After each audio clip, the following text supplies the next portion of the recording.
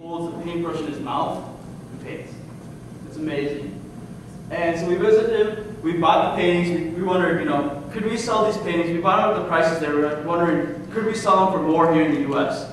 And then use that money to fund our operations of shipping medical supplies to Ghana. So we brought it back, sold it at our dinner last year, sold it at some other local events. It was actually pretty successful. So we got a lot more paintings this past summer. And so this project now it's actually grown a lot. So basically we're buying artwork, so we're supporting the Ghanaian arts, increasing awareness about Ghana, and just providing Americans with this beautiful Ghanaian artwork. And all the money we get, 100% of the proceeds, goes towards shipping medical supplies to Ghana. All of it's supported, it's all getting reinvested back into Ghana. And so we just recently launched a store too, as you saw the URL for that. So if you go to unitedtoheal.org/store, you can also buy these paintings online. And we also have these paintings, which are most of them are painted by Joel in our Charash group. So you can go in there and check those out. And the last thing I want to mention, this was just something that came up 2 weeks ago. It's pretty interesting. So the White House actually recently mentioned United2Heal, and that was pretty cool to read about. So I just want to share that with you all. Yeah, the president launched an Interfaith and Community Service Campus Challenge, and they gave an example of a few interfaith service projects going around the country. And one of the 3 examples they gave was actually United2Heal in Ann Arbor. You can read the quote right there. And if you go to our website, you can get the full link to the White House's blog about it. And I just want to say a special thanks. These are the hospitals and nursing homes that donate medical supplies to us. Spectrum Health in Grand Rapids, Grand Valley Sinai Hospital, MedEquip with the UM hospital system gives us a lot of equipment. And Medalodge is actually a series of nursing homes. So they actually provided us the 40 beds that we sent to Ghana this past August. And now to wrap this up, I'm just going to introduce our our faculty advisor, Dr. Anderson, just as important though. So Dr. Anderson, we've worked with him here and there for the past 2 years, and we were really looking for a faculty advisor. And I was talking to Joey, one of our founding members, like, you know, who could we get? And we're like, Dr. Anderson would be perfect. So Dr. Anderson, he's an assistant professor at UM's Medical School. He works in the OBGYN department, and he's actually the director of their Global Initiatives program. So he does a lot of research in Ghana, working on maternal health. And like I said, we've been working with him here and there for the past couple of years. So this past January, or past November, he decided to become our faculty advisor. And I'm going to have him speak for a couple minutes. Well, good afternoon, everyone. Thanks, Albert, for the introduction, and thanks for that really interesting talk about your group. I first met Joey about 3 or 4 years ago. He was in the engineering school, and I had been working with Kathleen Sienko, who was his faculty member, and she came to join the faculty, and as an engineering faculty, decided to take on this issue of maternal mortality, you know, as a complex engineering issue, as opposed to maybe some other engineering issues that may be more straightforward. I don't understand engineering completely, but clearly the reduction of maternal mortality takes a lot of complicated health systems, diagnostic and therapeutic issues. So that was very exciting to me as being an obstetrician at the university to be working with engineering faculty on some issues. That's one of the great things about working at the university, not to mention the great enthusiasm of the students is out demonstrated in this whole group.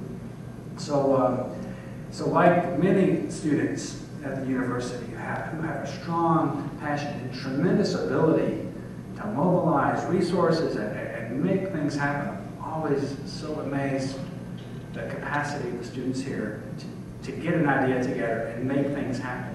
And that's another reason it's so exciting to be here. So Joey and Mustafa started this organization and ended up going with Kathleen Sienko out to Ghana. And first they went to Kumasi. Kathleen and I worked together. It happened that I had been working at USAID prior to my appointment in Michigan. And I sent out an email telling my colleagues I was moving, and someone sent me an email and said, oh, well, you know, when you go to Ghana, meet Anthony Ofusu, because he's a great guy and he's worked with us in the past in Seattle. And so I had visited Anthony when I was in Ghana. And next thing you know, Kathleen is taking a group of people to Sine district. And then the next thing you know, United2Heals come together and bring beds to them. So that's you saw Anthony Ofusu, who's a colleague of mine, and you see how all these connections happen through these university activities and university partnerships and enthusiastic students. And just to mention again how our department got involved in Ghana, our department chair, Tim Johnson, was working with organizations in Ghana and found that many of the people who were training to be OBGYNs would finish medical school in Ghana and train in other places because the full university program wasn't in place to train OBGYNs. And so they started a partnership between the University of Ghana, some other universities, and the 2 Ghanaian universities to train OBGYNs. And as of this past summer, the Ghanaians have trained 85 OBGYNs and 83 have stayed in the country. And a couple of those are the OBGYNs that moved out to Tamale, which is a very rural place that you saw the pictures that the beds went to.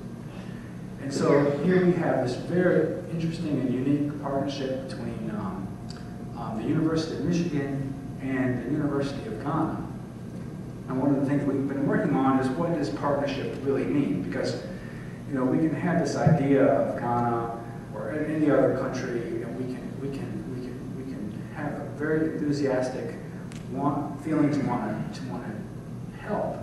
But what does that actually mean in terms of on-the-ground work? And what does actually a true partnership look like? How does partnership look so that we're actually working together to all achieve a common goal to reduce health?